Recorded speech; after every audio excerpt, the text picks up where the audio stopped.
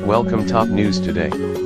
Bob Cheska 20171225T1100325T11032Z. A year ago this week, we all scrambled to our social media feeds to screech about the horror show that was 2016, whether it was the election of Donald Trump or the deaths of beloved celebrities and rock stars like David Bowie and Prince.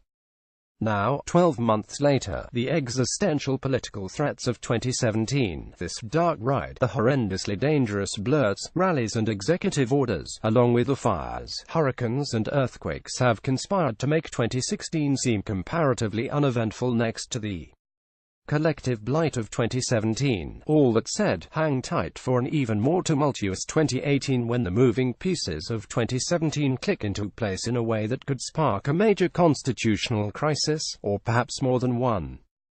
Specifically, it seems as though congressional Republicans and Trump's apparently state-run news outlet Fox News Channel are softening the ground to subvert the federal government's foremost national security and intelligence agency, the FBI, while taking a catastrophic leap into the realms of Putin-style autocracy. For months now, I've been warning about the potential for a deep state coup narrative emerging from the fringes of the GOP. Today, at the dawn of a new year, it's beginning to seriously take shape, not just as a means of acquitting Trump and his henchmen, but also to undermine the entire Trump-Russia investigation, while blazing a path of least resistance for further Russian meddling in the 2018 midterms. The deep state coup theory appears to be that the Democrats have somehow rigged the system to unfairly indict Team Trump in a slow-moving coup, leading to the eventual removal of Trump from the White House. This might be the dumbest gibberish emerging from the far right since the brain-liquefying stupidity of the alleged war on Christmas. As we've heard over and over because he repeats himself a lot, Trump defines the Russian attack on our election and the subsequent Trump-Russia investigation as a Democrat hoax. On this point, I'm a little confused which Democrats are responsible for this exactly.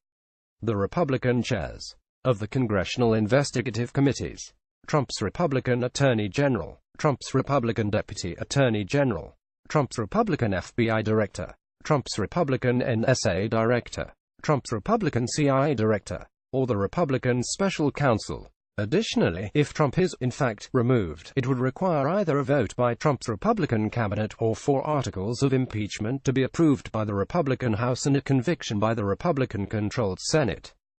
Even if Trump were removed, he'd be replaced by his very Republican Vice President, Mr. Pence.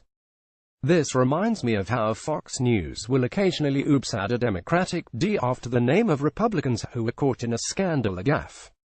This happens a lot. Now they're weaponizing this tendency by blaming a Republican-old series of investigations on the Democrats. Welcome to the new reality. Right off the bat, the notion of the Democrats orchestrating Trump's removal is ludicrous on its face, given the reality that all 3 branches of the federal government are controlled by Republicans, most of whom are Trump appointees.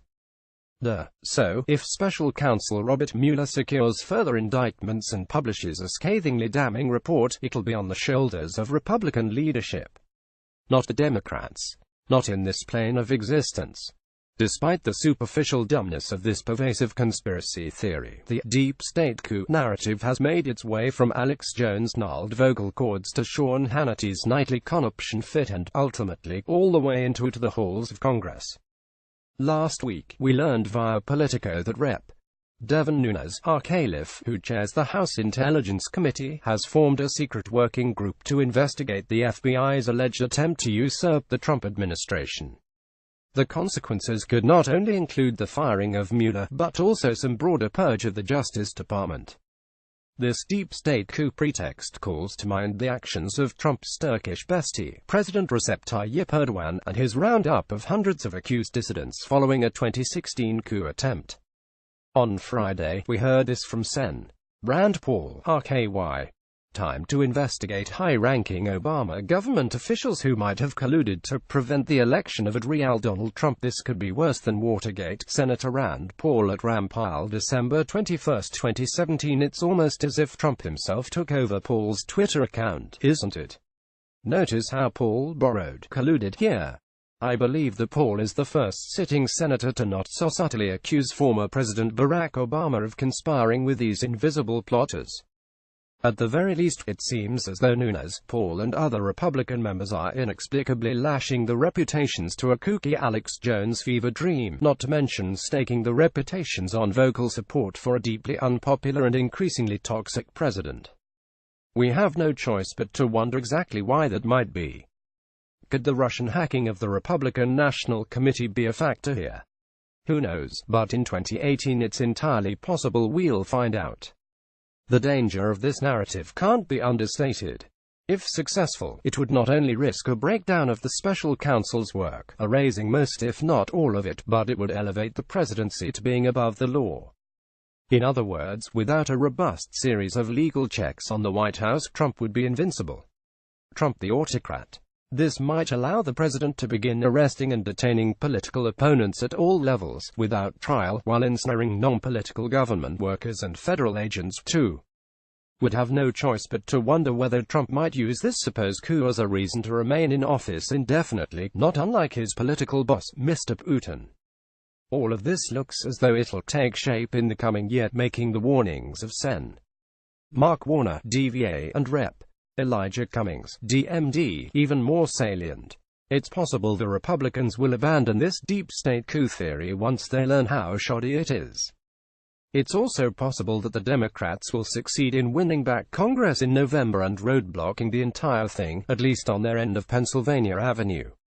But the one to watch is still Donald Trump himself, who is capable of anything. As the Russia investigation moves closer to his desk, we can expect a harrowing 2018. More in